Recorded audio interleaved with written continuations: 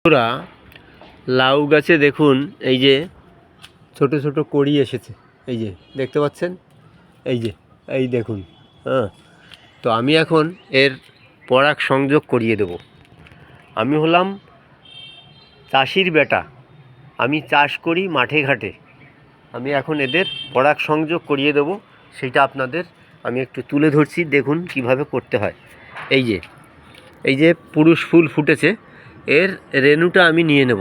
এই যে ফুলের মধ্যে থেকে আমি রেণুটা আমি নিয়ে নিলাম, দেখেছেন?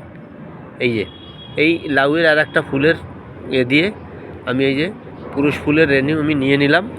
আমি নিয়ে এবারে আমি এই লাউ গাছের যে ফুল, এই যে এখানে আমি পরাগ সংযোগ করিয়ে দিলাম। দেখলেন তো? এই লাউটা কিন্তু হবে, বড় হলে পরে আপনাদের আমি দেখাবো। এই দেখুন, আমি পরাগ সংযোগ করিয়ে দিচ্ছি।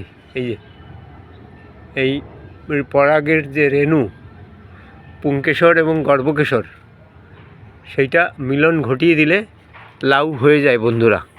তো এইভাবেই আমি কিন্তু পরাগ সংযোগ করিয়ে দিলাম।